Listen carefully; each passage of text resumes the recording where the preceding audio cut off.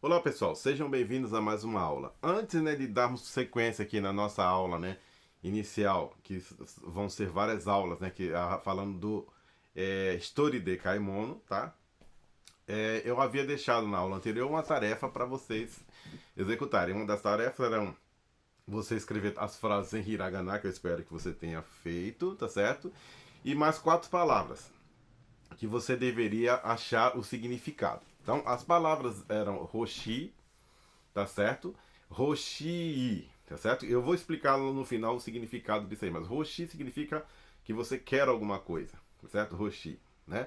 Depois a palavra era Zubon, Zubon é calça, tá certo? E pantsu, pantsu pode ser cueca ou calcinha, tá certo? É usado, tem até algumas palavras que a pessoa fala que é calcinha para ficar mais bonito, é pant, né? Mas dificilmente você vê as pessoas usarem isso aí, é pantsu mesmo. Então pantsu pode ser cueca ou calcinha, tanto faz, tá certo? Isso aí é um stag, que é uma roupa íntima, interna, né? Uma roupa de dentro, que é o shitag, mas o pessoal fala pantsu. Então, mas é cueca, né? Pode ser calcinha também, tanto faz, tá certo? E haku, haku é vestir. Então as palavras eram hoshii, que significa querer alguma coisa. Depois era zubon, tá certo? Que é calça. Pantsu, que é cueca ou calcinha, tá certo? E haku, que é vestir. Essas eram as 4 palavras, tudo bem? Haku, né, é um verbo, certo? Então o verbo é vestir, tá certo? Ou pode ser calçar também, né? Usado aqui em português a gente diferencia calçar um sapato, calçar uma luva de vestir uma calça. São dois verbos diferentes, mas em japonês é a mesma coisa. Haku é tanto vestir uma roupa, um vestido, uma calça, uma meia, você entendeu?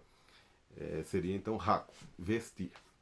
Agora hoshi, hoshii, ele não é um verbo, tá certo? Você pode ver, mas significa querer alguma coisa, tá certo? Então qual que é a diferença? Por exemplo, os verbos em japonês, como você viu agora, como haku, né, que é vestir, eles terminam em u. Pode ser, não sei qual a sílaba, né? Que caracteriza esse verbo, mas eles terminam em. Então, comer é taberu, andar, aruku, e como você viu agora, haku, que é vestir, tá certo?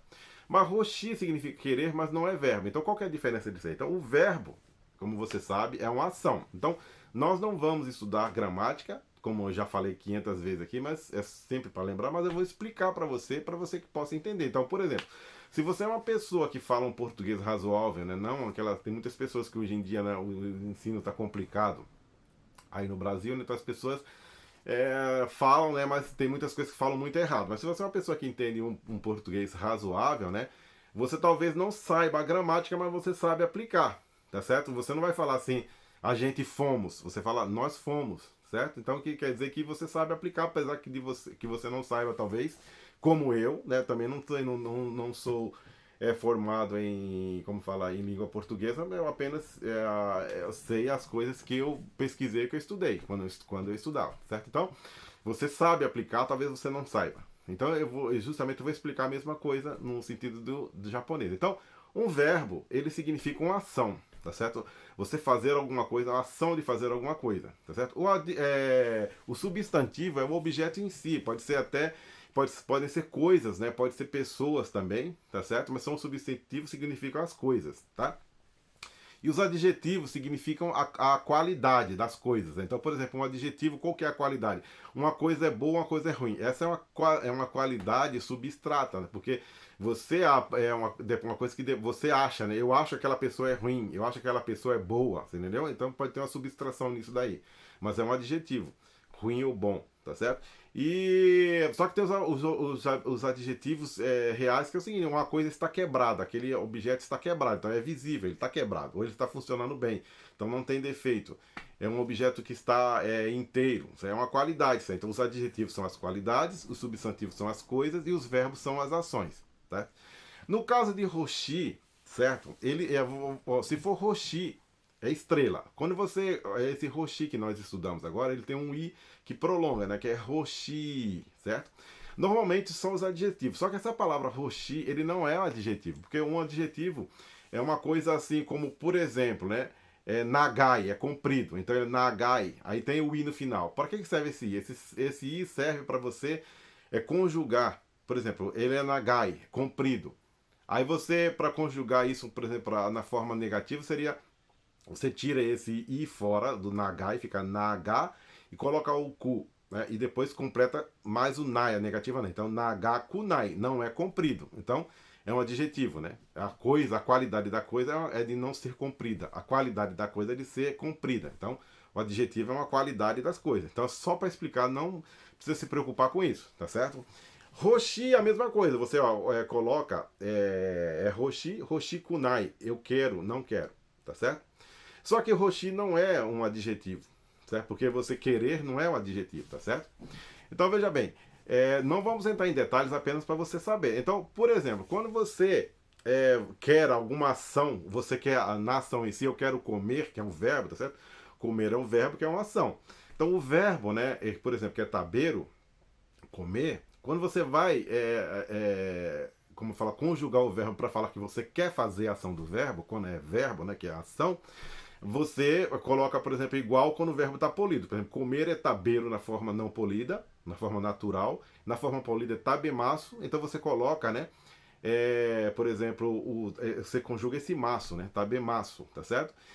Tabeiro, tabemaço. Você tira o uru fora e coloca o maço. E quando você deseja fazer a ação do verbo, você coloca, o final é tai, tá certo? Então, tabeiro, tira o uru fora e coloca tabetai. Se fosse a forma polida, tabeiro, tabemaço.